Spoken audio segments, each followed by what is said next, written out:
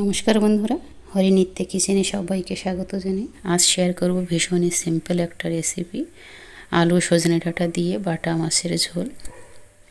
একদম simple recipe, কিন্তু tasty হয় খেতে। অবশ্যই একবার বাড়িতে ট্রাই করে দেখবেন। তো সবার প্রথমে মাছগুলো আমি এখানে ভেজে নেব। নুন হলুদ মাখিয়ে আমি মাছগুলো এখানে ফ্রাই করে নেব। তারপর এই মাছ ভাজা তেল অন্য একটা কড়াইতে নিয়ে নিয়েছি। এর মধ্যে একটা তেজপাতা, একটু জিরে দিয়ে দিয়েছি। তারপর এর মধ্যে দেব একটা পেঁয়াজ কুচি, দিয়ে নাড়াচাড়া করে পেঁয়াজগুলো একটু ভাজা ভাজা হতে দেব।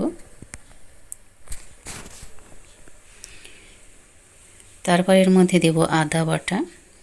আমি এখানে রসুন বাটা ইউজ করিনি, আপনারা চাইলে রসুন দিতে পারেন। এখানে আদা রসুন বাটা, আমি এখানে শুধু আদা বাটা ইউজ করেছি। তারপর এর মধ্যে দিয়েছি একটা টমেটো, দিয়ে নাড়াচাড়া করে দেব।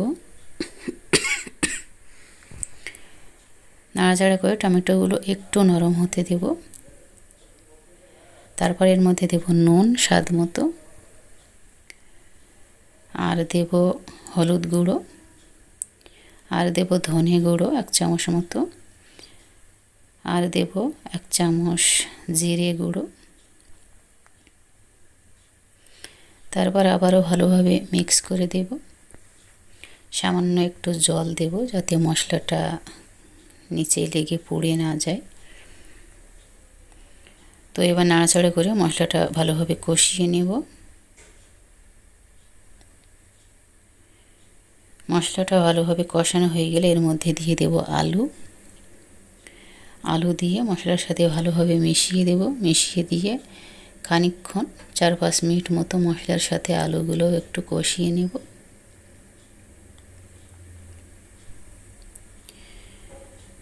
তারপর এর মধ্যে দিয়ে দেব জল, পরিমাণ মতো জল দিয়ে দেব এর মধ্যে।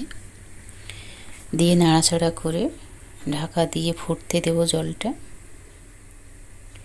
ফুটে উঠলে এর মধ্যে একটুখানি বেগুন ছিল, সেটুকুনি দিয়ে দিয়েছি। আর দেব সজনের ডাঁটা। সজনের ডাঁটা দিয়ে নাড়াচাড়া করে দেব। তারপর একটু রান্না হতে দেব 5-7 মিনিট মতো। তারপর এর মধ্যে দেব লঙ্কা বাটা, শুকনো লঙ্কা বাটা দিয়েছি এখানে, দিয়ে নাড়াচাড়া করে দেব। নাড়াচাড়া করে আলু আর সজনে ডাঁটা সিদ্ধ হতে দেব। সিদ্ধ হয়ে গেলে এর মধ্যে দিয়ে দেবো ভেজে রাখা মাছ। মাছ দিয়ে একটু নাড়াচাড়া করে দেব।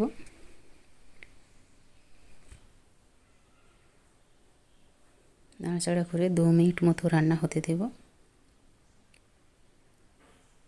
তারপর নামানোর আগে উপরে দিয়ে দেবো একটু জিরে গুঁড়ো, আর আপনারা চাইলে ধনেপাতা কুচি ইউজ করতে পারেন। তো একটু মিশিয়ে দেব। মিশিয়ে দিলে সবজি বা রেসিপিটা বিলকুল একদম পুরোপুরিভাবে রেডি।